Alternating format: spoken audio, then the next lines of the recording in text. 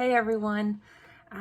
This week has been a really hard one for me to process. As I'm reflecting on the reading and the podcast, I'm actually realizing how little I know and how much work I have ahead of me.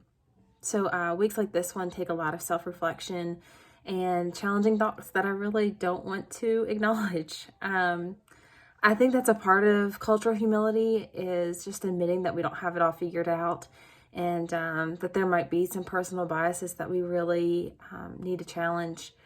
And cultural awareness is recognizing differences between like myself and others and how that might affect my relationship with them. I believe that the more I work to increase my cultural humility and awareness, the more that I'll be drawn to advocacy work and social justice. My job as a counselor will be to research what I can and ask questions to help better understand the client situation, and ask my client how I can empower them to make positive changes in their lives. I'm to avoid harm and work for their good with honesty and integrity and faithfulness. This will even include my ability to recognize my own limitations and competencies as I work with them, and not be prideful that I can't seek guidance.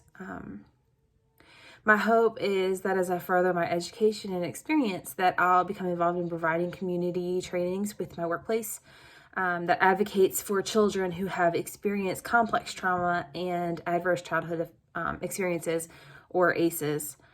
These trainings begin to describe fear responses and the impacts of trauma, and it's been offered to churches and to schools, different community programs around the city, and even police officers to increase awareness and empathy and the benefits of intervention and mental health services.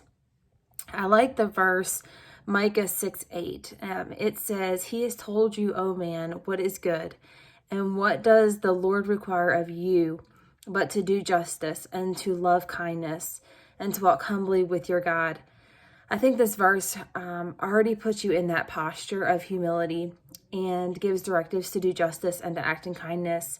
And all throughout the Bible, it talks about doing so with love. So I think if we really are humbly approaching services and seeking God and just acting in kindness, will make a lot of impact.